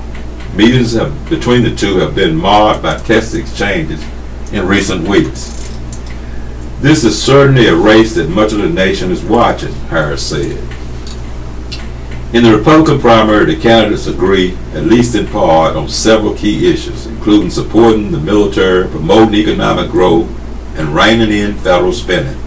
Pittenger said voters need look no further than his record in Congress to see where he stands on issues and what he can provide the 9th congressional district. The best campaign I do is governing well, and hopefully the good folk of the 9th district know what we've achieved, he said. Pittenger said district residents are better off today than they were several years ago, but he said there was still work to be done. He pointed to tax cuts, economic growth, a massive defense spending bill, and laws meant to help strengthen the Department of Veterans Affairs as recent achievements. He also cited funding to support rebuilding efforts following Hurricane Matthew and a robust constituent services program aimed to help residents navigate the federal government to address complaints and concerns. There's a lot of good that's taking place, Pittenger said, but Harris and Goins, a 39-year-old banker, said they believe Pittenger is part of the problem. Harris said Pittenger has become part of the Washington establishment that is driven by special interest groups. I believe we need less of Washington, D.C. coming to the 9th district and more of our 9th district voice and values going to Washington, D.C., he said. Goins said Pittenger and other Republicans have been unable to rein in federal spending, so it was time for them to be replaced. We can't blame Democrats alone for increasing spending, he said. Republicans pride ourselves on decreasing debt, but it's increasing every year. That falls on the House of Representatives and it falls on Pittenger, Goins added. Harris said he has learned from 2016 when he narrowly lost the primary to Pittenger in a race that also included Union County Republican Todd Johnson. In 2016, Harris juggled his campaign with his responsibilities at First Baptist Church, Charlotte. This time, he's fully devoted to the campaign that has resulted in Harris raising 4 times the amount of money as 2016 and being able to reach more voters. He said Johnson was also a tough competitor with a strong base of support in Union County. With Johnson not running, Harris said he sees a clearer path to unseating Pittenger as the Republican candidate. Though there are 3 people in this race, in many ways, as far as resources go, it's head-to-head, Harris said. Pittenger also pointed to his endorsements from the National Rifle Association and National Right to Life and cited his work to protect defense industries from falling into the hands of foreign investors. His work as chairman of a task force on terrorism and other efforts, including the development of Interstate 74. I hope they know I'm here doing their work, he said of voters in the 9th District, and I am. Goins from Eastover is the only candidate from the eastern side of the district. The other 5 candidates all hail from Charlotte. Goins, despite being the lesser-known Republican and fielding a smaller, more grassroots campaign, said his strategy hinges on awakening voters who have not been involved in past elections, especially in the eastern part of the district. He said he's not intimidated by more established campaigns, noting a similar candidate who found success in 2016. Trump wasn't an established Republican favorite, Goins said, but he found unaffiliated voters and dissatisfied, physically conservative Republicans. In 2016, fewer than 1,300 Cumberland County votes were made in the Republican primary. There were even lower turnouts in Bladen and Robertson counties. That's a very low percentage, Goins said. We have much more voters in those areas. I'm trying to reach those voters. He said the reason for the low turnout is a disconnected voting bloc. I just think people are not motivated when it comes to Congress, Goins said. I think that was one of the things I thought about when I placed my hat in the ring. Democratic candidates. In the Democratic primary, the race is in part centered on what it will take to win not only the primary, but the general election in November. Kano said McCready does not do enough to engage with the Democratic base, despite having the support of the Democratic Congressional Campaign Committee.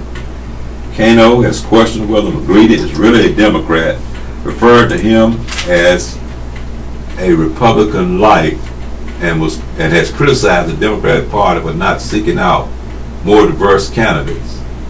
If we can't excite our Democratic base, we have absolutely no chance to flip this district in 2018, Kano said. Kano believes the top issues in the district are affordable health care, ending the prohibition of cannabis, fixing the VA, and improving infrastructure. He said addressing the Gen X pollution crisis and providing more jobs are also key issues. McCready is a more centrist candidate. He leans into attacks on his Democratic credentials. I'm running as a Democrat, but I'm an American and a Marine first, he said. He said the campaign was building a bipartisan coalition that includes unaffiliated and Republican voters who could prove formidable in the general election, and looked ahead to a possible confrontation with Pittenger, calling the Republican out of touch with the district. I think we've got way too many politicians in Washington, McCready said. People have good intentions, but at some point they become part of the problem. They promise the world to the people, and then they get to Washington and they forget what they are fighting for. McCready said his experience as a Marine officer and an entrepreneur building solar farms across the state can help him spur economic growth in the district. He also proposed bringing greater federal investment into community colleges and a re-examination of how colleges can help people find new career opportunities. This is the year we need to take our country back from politicians, he said. There is nothing partisan about that. But Kano accused McCready and the Democratic establishment of ignoring rural voters, particularly in the eastern half of the district. It's a terrible, terrible message for the party to send, he said. As a candidate, it makes him happy, Kano said, but as a Democrat, he's concerned. Kano said the tactics on display are reminiscent of 2016, when he said the party failed to spark his base and ended up losing the presidential election. He said McCready has raised a lot of money, but he hopes to out-campaign him. One of the things that we know that we do well is lose elections, Kano said of McCready's Democratic supporters. Money does not win elections. Military editor Drew Brooks can be reached at dbrooks@fayettevilleobserver.com or 486-3567. This is the Southeastern North Carolina Radio Reading Service, a United Way partner agency. We broadcast from the campus of Fayetteville State University and our signal is carried by WUNC Chapel Hill. As a nonprofit agency, we rely on public donations. We request your support to continue our services. When making charitable donations, please keep the SENCRRS in mind. Our post office box number is 35029, Fayetteville, NC 28303. If you have any questions or comments, please call us at 910-672-1600 or our toll-free number 1-844-709-5656. Your radio hosts are Robert Bean and Wilbert Stokes, and we are proud to serve you today. Next Saturday, May 12th, 2018 is the 8th annual For the Blind and Visually Impaired Golf Tournament fundraiser, Gatescore Golf and Country Club. This is for WeReadRadio.org. We read news and information through radio receivers to the blind and visually impaired. The cost for entry is $250 per team or $65 per player. Lunch and dinner will be provided. There will also be a free beverage car provided. This is a $400 value for everything that is included. There will be a $500 cash prize for the first place team overall. The second place team will receive a Gatescore golf certificate. A new Chevrolet car will be available to be won with the first hole-in-one at a designated hole. There's a special ladies division. Also, there will be awards for the ladies and men's closest to the pin and long drive. Registration is at 11 a.m. located in the Riddle Room. A Panera Bread box lunch will be provided. The tee-off will be at noon for the four-man team. 4 o'clock will be the dining hour with hamburgers, hot dogs, and a pasta bar. And after dinner will be the award ceremony. This is next Saturday, May 12th, 2018. And from dining out, the best eats in and around Fayetteville. Secura Steakhouse and Sushi Bar offers dining experience. Tell us about your place. Secura Steakhouse and Sushi Bar opened in February 2017 in the Walmart Plaza on NC 2427 Cameron. It is owned by Dong Hong Yang and his nephew Ming Jing. The restaurant's Asian interior was designed by Hong Yang to depict the grace and beauty of the Orient, Jing said. 2 main attractions at the restaurant are the sushi bar and the hibachi. Our hibachi style of cooking is also known as teppanyaki, Jing said. Food is prepared on a large flat grill at your table, and the chef is a skilled cook as well as a culinary performer. The menu features a modern interpretation of classic Japanese dishes, he said. Specialties. Hot off-the-grill hibachi and artfully designed sushi are the house specialties. Knife skills, egg tossing, and flaming volcanoes are part of the experience when customers order hibachi. There are 32 hibachi choices for dinner and 13 for lunch. The dinner entrees are served with hot soup, salad, jumbo shrimp, grilled vegetables, and steamed or fried rice. Diners may choose from steak and shrimp, chicken and lobster, filet mignon, and the shrimp, salmon, and scallops. For lunch, the hibachi meals are served with soup, sautéed vegetables, and fried rice. Desserts include tempura ice cream and fried cheesecake. Most popular dish. There are dozens of options on the sushi menu, including entrees, rolls, appetizers, and a la carte sushi and sashimi. Our sushi is very fresh and made with high-quality, certified-grade seafood, he said. Making sushi is a culinary art. Sushi chefs must train over a number of years and work their way up to the status of sushi chef, Jing said. Popular sushi selections include the Amazing Roll and the Yummy Roll. Spicy tuna is the main ingredient in the Amazing Roll, which has added crunch and avocado rolled inside with mango and tobiko. The Yummy Roll consists of a shrimp tempura rolled with fresh crab and eel with crunch on top, served with the eel sauce. Why should diners eat here? We serve top-quality fresh food with a variety of delicious options on the menu. We want our customers to be able to experience and enjoy Japanese cuisine and culture without having to travel to Japan. Secura Steakhouse and Sushi Bar is located on 2630 North Carolina Highway 2487 in Cameron. Their Telephone number is area code 910-436-9888. Their website is sakurasteakhousecameron.com. Hours of operation: lunch is Monday through Saturday from 11 a.m. to 3:30 p.m. and Sunday from 11:30 a.m. to 3:30 p.m. Dinner is Monday through Thursday from 4 to 10 p.m., Friday and Saturday from 4 to 11 p.m., and Sunday from 4 to 10 p.m.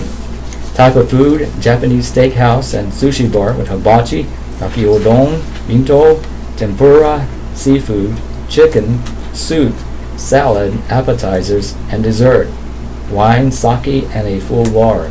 Price range for lunches from $7.95 to $14.95.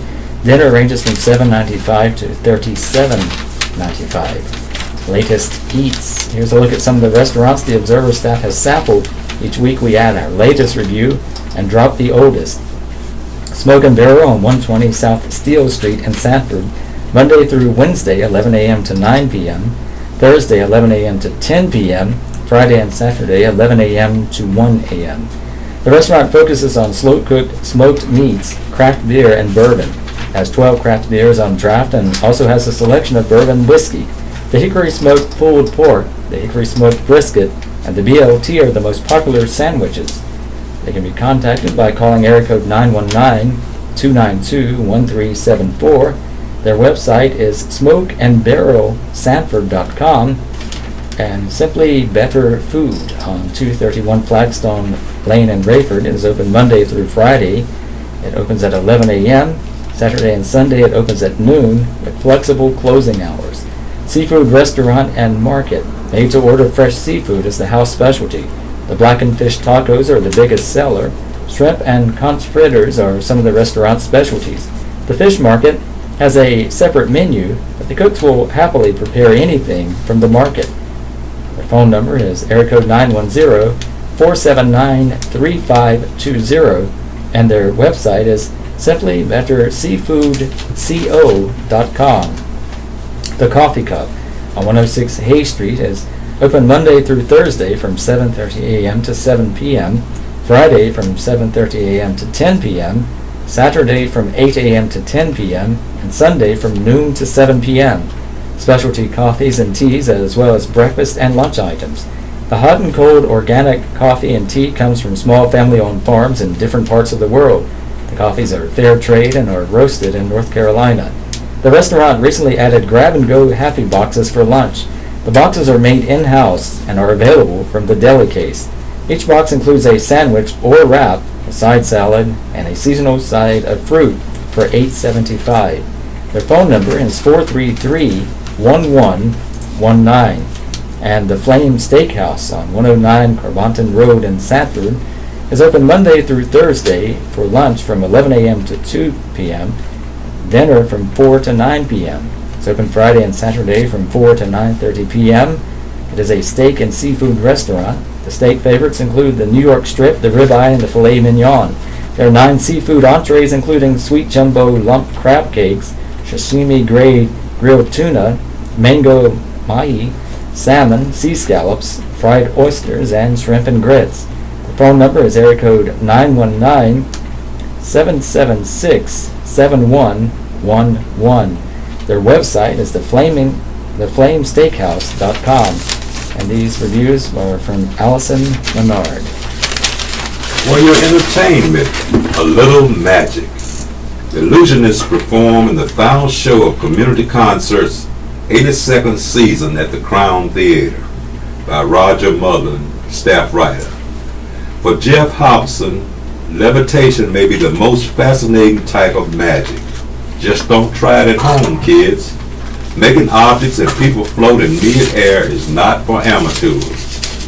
He said, Hobson should know, as one of the 5 members of the Illusionists, his job is creating well illusions like making people float, sawing them in half, and making them disappear. The Illusionists are scheduled to perform in the Crown Theater on Thursday. It's the last show of Community Concerts' 82nd season. Community Concerts presents The Illusionists. Where? Crown Theater. When? Thursday at 7:30 p.m. Tickets are $40 to $75.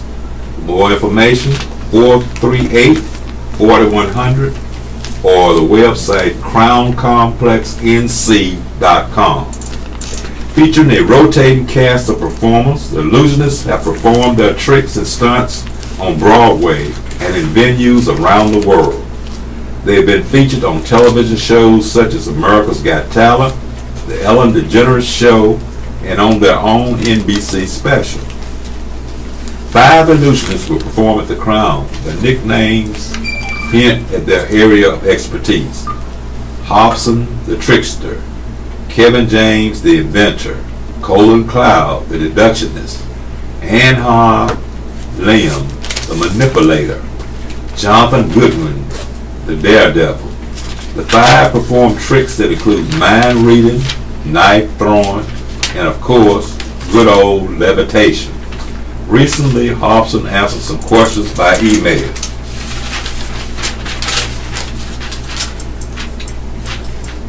Weekender, tell me about the show you'll be bringing to Fayetteville. Hobson, I like to think about it as the ultimate variety show of magic. There's a number of different types of magic in our show. Dramatic, sensational magic, poignant, beautiful magic, jaw-dropping, amazing magic, and funny magic, all performed by magicians from around the world. Weekender, what would you say is the appeal of magic or illusion? Hobson, it allows the rediscovery of our childlike natures. Kids will automatically believe in magic. We adults have been jaded by life. Magic is a fun way of reattaching to those forgotten wonder moments we had as children. Weekender, are there one or two particular illusions that usually get the most crowd reaction? Hobson, not to give away any surprises, as surprise is essential to much of magic's impact, but there's a lot of audience favorite moments. One is when our deductionist correctly predicts what audience members are thinking. Another is when our inventor cuts a person in half but with no covering, in full view of the audience. I often hear audience members screaming during this one. Weekender, have you ever had a magic trick go wrong on stage? Hobson, sure. However, part of being a professional is learning to put out the fire and covering up any mistakes and make it look like nothing strange has happened. Weekender, how do you envision the future of magic or illusion? How will it change? Hobson, with the explosion of online videos and TV exposure, I believe magic will have an ever-increasing demand to be seen live in person. That's where magic has the most impact, when you know there is no camera tricks. Staff writer Roger Mullen can be reached at rmullen@FayettevilleObserver.com or 486-3561. Best Bets, your guide to what's happening. On Friday, today, Lumbee Powwow. A celebration of Lumbee culture is scheduled today through Sunday. The Lumbee Tribe Cultural Center on 638 Terry Sanford Road in Maxton. Activities include dance and drum contests, games, and living history exhibits. Admission is $5 to $8, $18 for a weekend pass. You can call 739-9999 or you can go to the website lumbeetribe.com. Fort Bragg Fair. The fair continues through May 13th at the Fort Bragg Fairgrounds at Howell Street and Bragg Boulevard. Gates open at 5 p.m. Monday through Friday and at 1 p.m. Saturday and Sunday. General admission is $14 Monday through Friday and $19 Saturday and Sunday. Discounts are available for the military, civilian Fort Bragg employees, children, and non-riders. You can call 396-9126 or visit the website armymwr.com. Frame to Table, a food and wine event to raise money for October's Indigo Moon Film Festival, is scheduled at 7 p.m. at Skyview on Hay Street. 121 Hay Street. Tickets are $50. You can call 309-6580 or visit the website indigomoonfilmfestival.com. Pub Run. The runner spot is hosting a 2-mile Cinco de Mayo pub run starting at 6:30 p.m. at the Bright Light Brewing Company on 444 West Russell Street.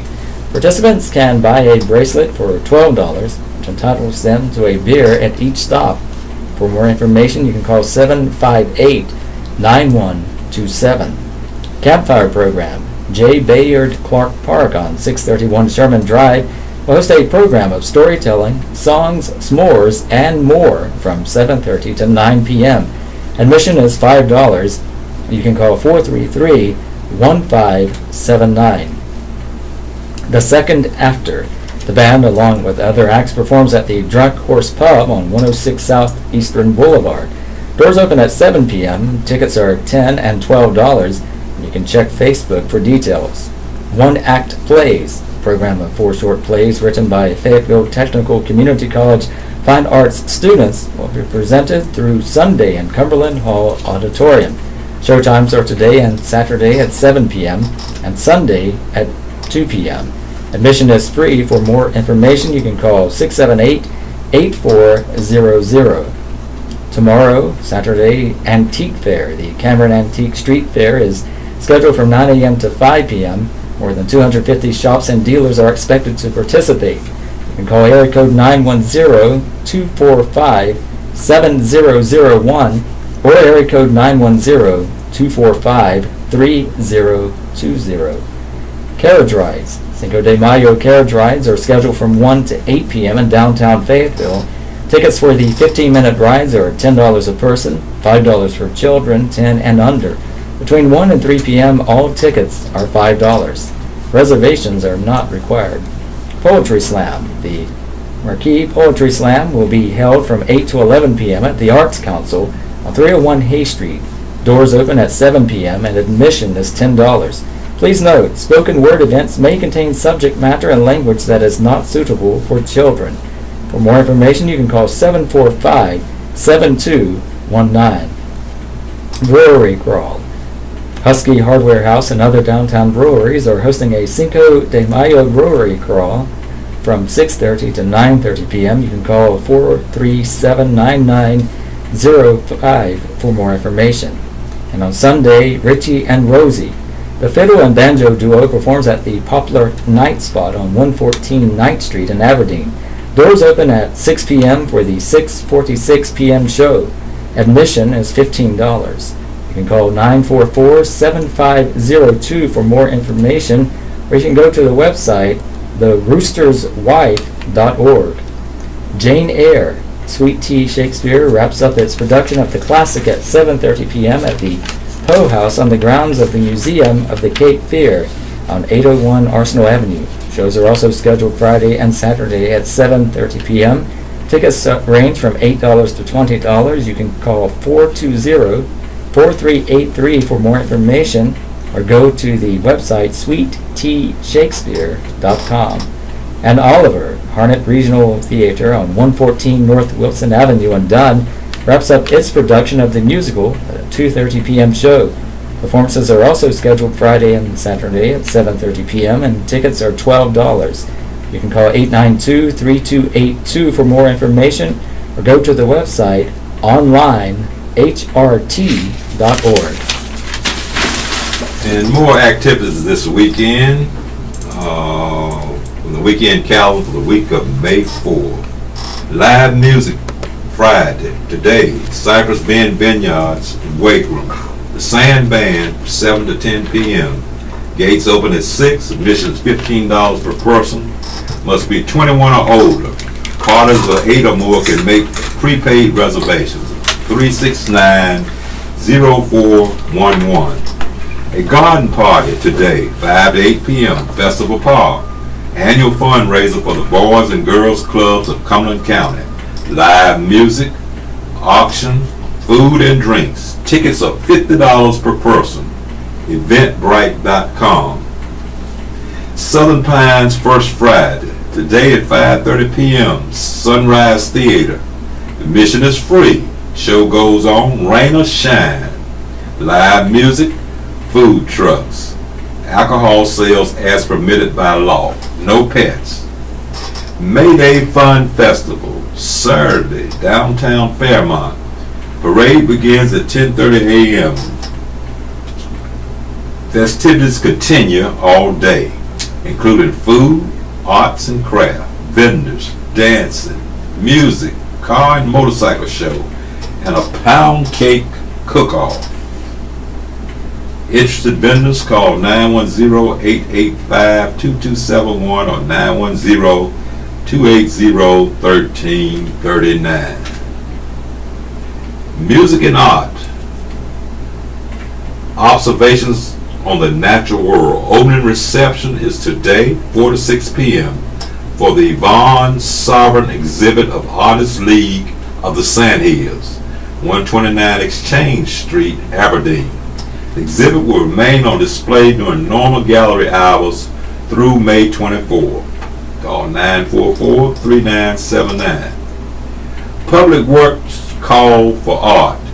Anyone of any age, from Bladen, Cumberland, Harnett, Oak, Lee, Montgomery, Moore, Richmond, Robeson, Sampson, and Scotland counties, Fort Bragg or Polk Field, can submit their artwork to the Arts Council, 301 Hay Street, for its upcoming Public Works exhibit.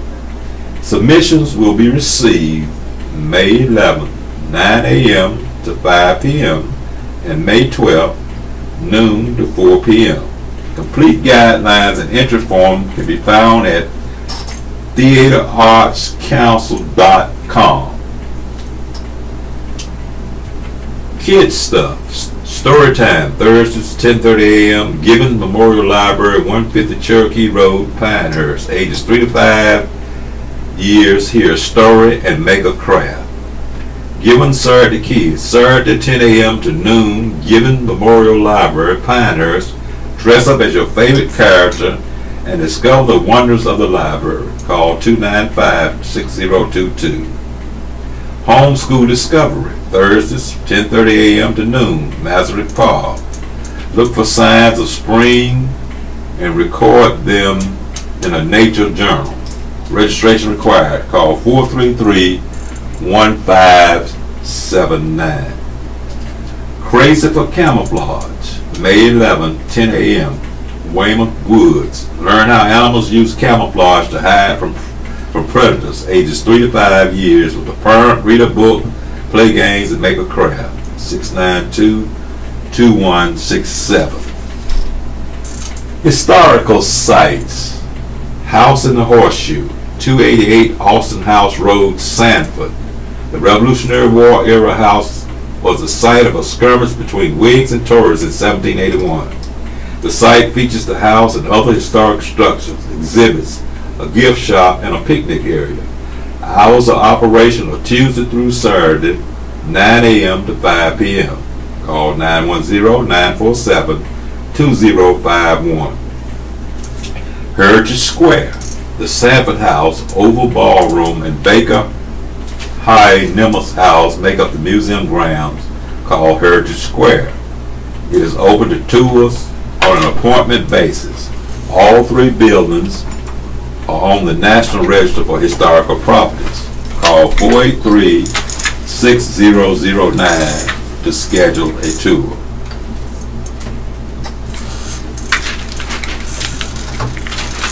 And tonight on television,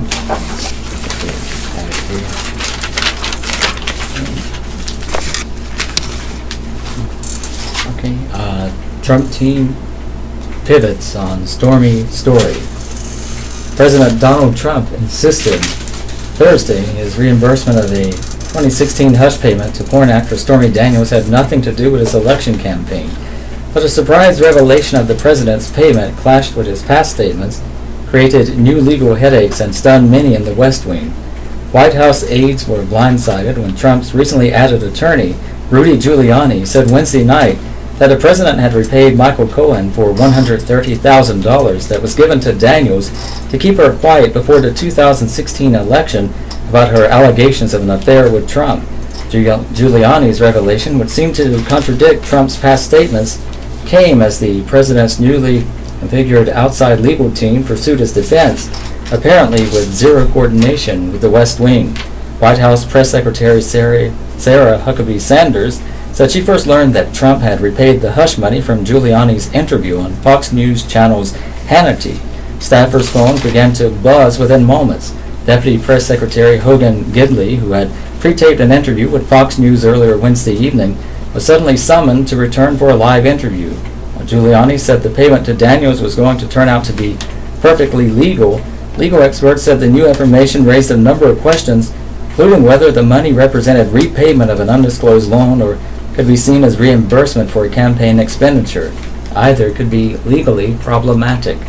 Giuliani insisted Trump didn't know the specifics of Cohen's arrangement with Daniels until recently, telling Fox and Friends on Thursday that the president didn't know all the details until maybe 10 days ago. Giuliani told the New York Times that Trump had repaid Cohen $35,000 a month out of his personal family account after the campaign was over. He said Cohen received $460,000 or $470,000 in all for expenses related to Trump, but no debt to Cohen was listed on Trump's personal financial disclosure form, which was certified on June 16, 2017. Asked if Trump had filed a fraudulent form, Sanders said, "I don't know." Giuliani said the payment was not a campaign finance violation, but also acknowledged that Daniels' hushed-up allegations could have affected the campaign, saying, "Imagine if that came out on October 15, 2016, in the middle of the last debate with Hillary Clinton. Questions remain about just what Trump knew and when." Daniels, whose legal name is Stephanie Clifford, is seeking to be released from a non-disclosure deal she signed in the days before the 2016 election to keep her from talking about a 2006 sexual encounter she had had with Trump. She has also filed a defamation suit against Cohen and Trump. Speaking to reporters on Air Force One several weeks ago, Trump said he did not know about the payment, where the money came from. In a phone interview with Fox and Friends last week, however, he appeared to muddy the waters, saying that Cohen represented him in the crazy Stormy Daniels deal. Sanders said Thursday that Trump eventually learned about the payment. She did not offer details. For all the controversy Giuliani stirred up, some Trump supporters said it was wise to get the payment acknowledgement out in the open. Said former New Jersey Governor Chris Christie, "You know, there's an old saying in the law, hang a lantern on your problems. So the fact is that Rudy has to go out there now and clean it up. That's what lawyers get hired to do." Daniels herself weighed in via Twitter, saying, "I don't think Cohen is qualified to clean up my horse's manure. Too soon?" This is the Southeastern North Carolina Radio Reading Service, a United Way partner agency. We broadcast from the campus of Fayetteville State University, and our signal is carried by WUNC Chapel Hill. As a nonprofit agency, we rely on public donations. We request your support to continue our services. When making charitable donations, please keep the SENCRRS in mind. Our post office box number is 35029, Fayetteville, NC 28303. If you have any questions or comments, please call us at 910-672-1600 or our toll-free number 1-844-709-5656. Your radio hosts are Robert Bean and Wilbert Stokes, and we are proud to serve you today. This concludes our reading of the Fayetteville Observer. Your radio hosts have been Robert Bean and Wilbert Stokes. At 4 p.m. you can hear Off the Bookshelf. Additionally, you will hear a rebroadcast of today's Fayetteville Observer tonight at 9 p.m. We will now join the Raleigh Network for additional news of interest. Thank you for tuning us in. We've enjoyed being with you this morning.